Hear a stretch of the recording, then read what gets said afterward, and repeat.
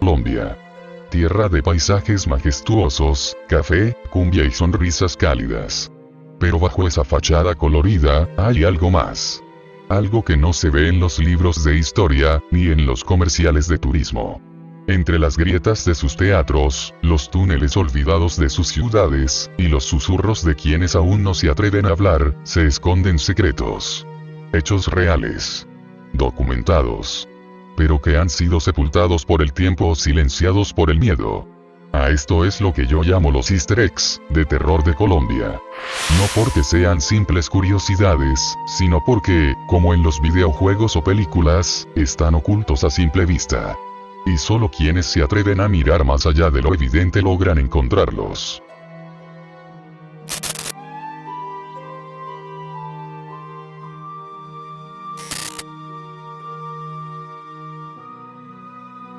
En medio del paisaje imponente de la sabana de Bogotá, se encuentra uno de los lugares más trágicamente emblemáticos de Colombia, el Salto del Tequendama.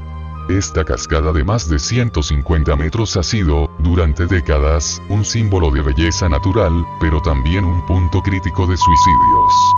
Desde los años 30, hay registros constantes de personas que han decidido acabar con su vida lanzándose al vacío desde el borde de este acantilado. Algunos informes de la Policía Nacional y testimonios recopilados por periodistas confirman que, en ciertos años, las muertes ocurrían casi semanalmente. Pero más allá de la tragedia física, el sitio ha acumulado una densa carga simbólica y paranormal. El antiguo Hotel del Salto, que funcionó durante buena parte del siglo XX y luego quedó abandonado, fue protagonista de relatos de sombras que cruzaban sus pasillos, puertas que se abrían solas, y la sensación constante de que algo seguía a los visitantes. Tras su cierre, investigadores paranormales captaron psicofonías dentro del lugar y en los alrededores de la cascada. Grabaciones donde se escuchan gritos desgarradores, susurros en idiomas desconocidos, o voces que parecen provenir del fondo del abismo. Algunas personas afirman haber oído a una mujer llorando, llamando a su madre, o simplemente repitiendo, "Yo no quería morir". A pesar de las remodelaciones recientes que lo convirtieron en museo, para muchos, el Salto del Tequendama sigue siendo uno de los sitios más oscuros de Colombia.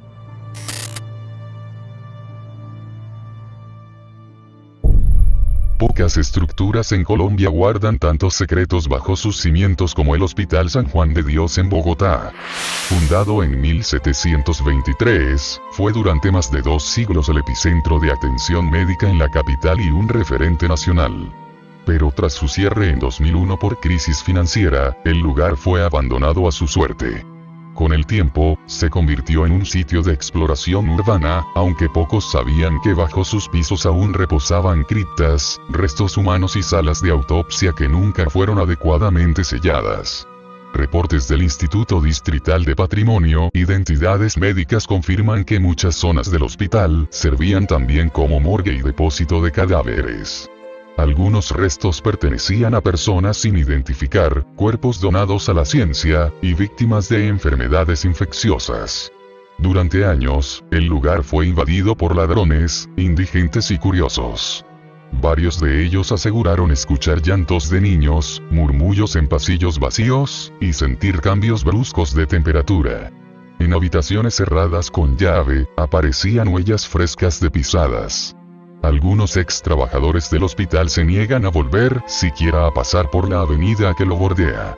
La mezcla entre muerte, abandono y la energía de miles de almas que pasaron por allí ha hecho que, para muchos, sea considerado el lugar más embrujado de Bogotá.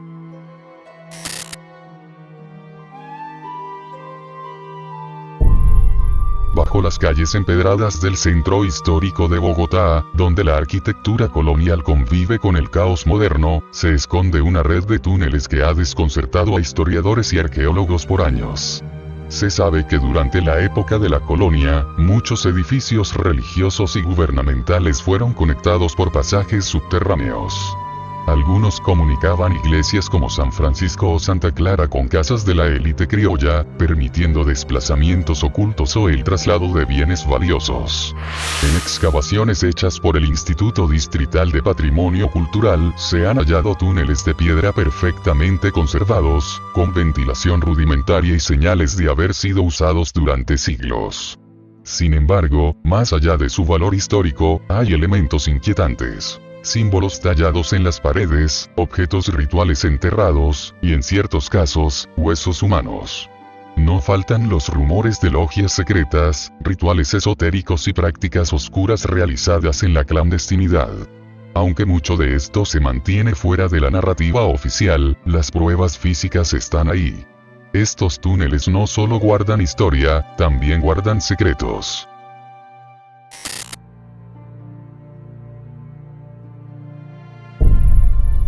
La tragedia de Armero es una de las más dolorosas en la historia de Colombia. El 13 de noviembre de 1985, una avalancha producto de la erupción del volcán Nevado del Ruiz sepultó completamente a este municipio del Tolima. Más de 20.000 personas murieron en cuestión de minutos, atrapadas por toneladas de lodo y escombros. Hoy, en lo que alguna vez fue un pueblo lleno de vida, solo quedan ruinas y silencio. Pero lo verdaderamente perturbador ocurre cuando uno se adentra en estas ruinas. Algunas casas parcialmente destruidas aún contienen juguetes, mochilas escolares, vajillas y fotografías familiares, como si el tiempo se hubiera detenido el día de la tragedia. Visitantes, periodistas y documentalistas han registrado estos objetos en perfecto estado. Algunos aseguran que al caminar por el lugar se percibe una sensación de pesadez, de angustia inexplicable. Guías locales narran casos de personas que afirman haber escuchado risas infantiles entre los escombros, o haber visto figuras borrosas correr entre los arbustos.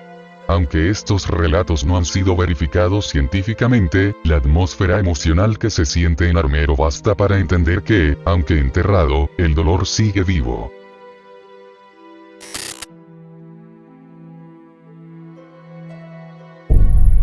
La cárcel La Modelo, ubicada en el corazón de Bogotá, es mucho más que una prisión. Es un testimonio de violencia sin tregua.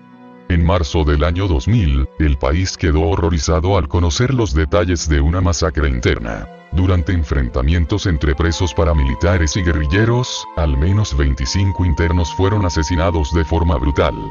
No solo se trató de un motín, sino de una verdadera carnicería. Muchos fueron decapitados, descuartizados y sus restos fueron arrojados a los sistemas de desagüe. Años después, las autoridades encontraron huesos humanos en las tuberías de la cárcel, confirmando lo que parecía una historia demasiado perturbadora para ser real. Desde entonces, guardias penitenciarios han reportado sucesos inexplicables. Gritos que surgen desde pabellones sellados, ruidos de cadenas, pasos que se acercan sin que haya nadie presente. Algunos presos han relatado haber visto figuras encapuchadas de pie en la oscuridad. Un exfuncionario de vigilancia incluso declaró que dejó su trabajo después de ver la sombra de un hombre caminar por una celda sellada con concreto. Aunque muchos intentan racionalizar estos fenómenos, es difícil ignorar que el eco de tanta sangre derramada sigue resonando dentro de los muros de La Modelo.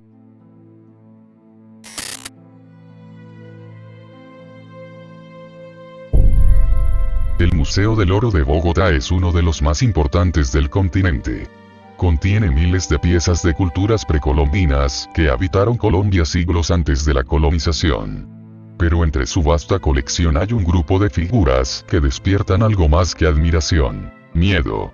Estas piezas, elaboradas en oro, piedra o cerámica, muestran rostros distorsionados, con dientes puntiagudos, ojos abultados o formas híbridas que combinan lo humano con lo animal. Los arqueólogos explican que estas representaciones tienen un carácter ritual, vinculadas con prácticas chamánicas, viajes espirituales o el contacto con el mundo de los muertos. Pero esa explicación no ha evitado que numerosos visitantes se sientan perturbados al verlas. Algunos incluso han reportado mareos, náuseas o una sensación de ser observados frente a ciertas vitrinas. No se trata de mitología. Estas piezas son reales, están exhibidas públicamente y fueron creadas con propósitos que aún hoy no comprendemos del todo.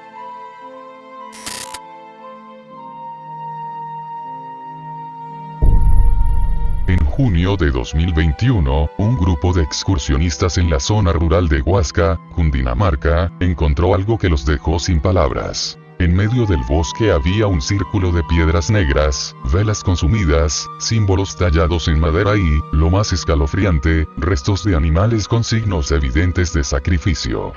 Al dar aviso a la policía, se confirmó que se trataba de un altar usado recientemente para un ritual. Los medios locales cubrieron el caso. Aunque las autoridades no pudieron determinar con exactitud si el rito pertenecía a una religión afrocaribeña, brujería o algún tipo de culto privado, lo inquietante fue que nadie reclamó el lugar ni se hallaron sospechosos. El altar fue desmontado, pero los rumores no pararon. Algunos campesinos afirmaron haber visto luces extrañas en la zona en días previos, y desde entonces, muchos se niegan a caminar por allí después del atardecer.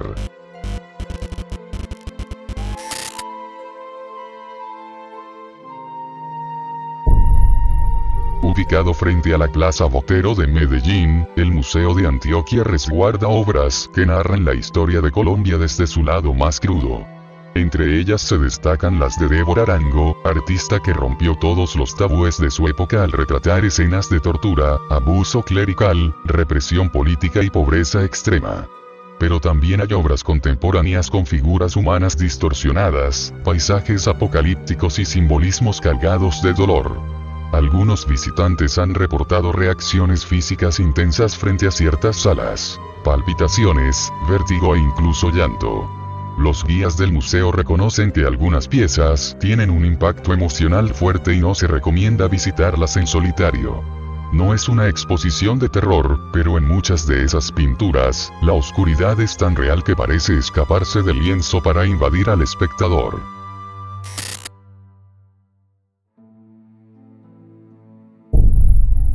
El Cementerio Central de Bogotá es uno de los más antiguos del país y alberga los restos de presidentes, escritores, científicos y próceres.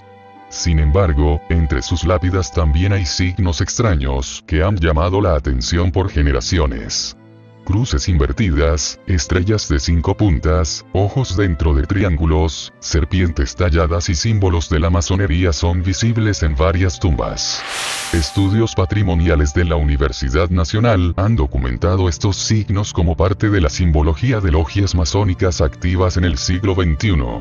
Sin embargo, el común de los visitantes suele interpretarlos como señales ocultistas o incluso satánicas. La tumba más famosa es la de Leo Koop, fundador de la cervecería Bavaria, cuya escultura es visitada por creyentes espiritistas que le piden favores, dejando cartas, flores y monedas. Algunos dicen que si uno se arrodilla y le pide algo a su estatua con fe, obtendrá respuesta, pero no siempre la que espera.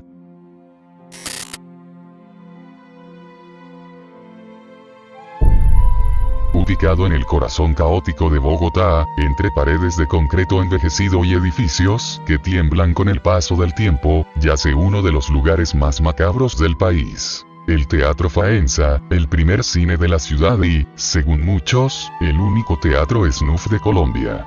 Inaugurado en 1924 como un templo cultural, el Faenza comenzó proyectando ópera, cine mudo y funciones familiares. Pero con el paso de las décadas, su interior se fue pudriendo, igual que la ciudad que lo rodeaba. En los años 70, la elegancia se dio paso al sudor. El teatro se convirtió en una sala de cine pornográfico, y con esa transición comenzó una decadencia que aún eriza la piel de quienes lo recuerdan.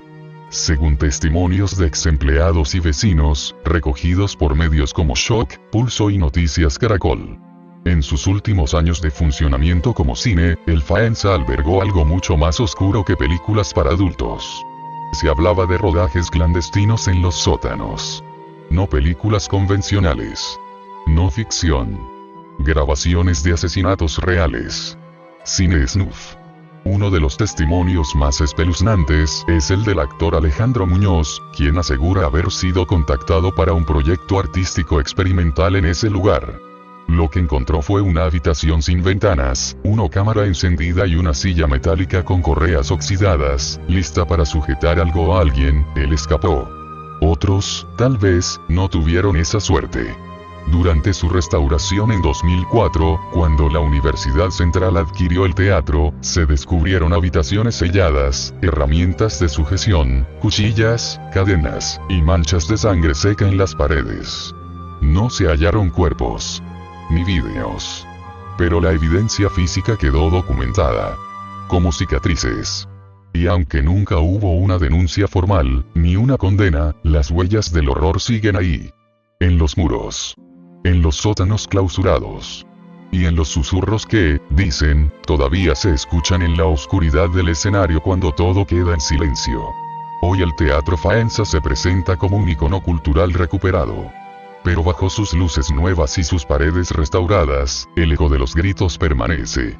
No en la historia oficial, sino en las grietas. En los pasillos donde la ficción murió, y la muerte se filmó.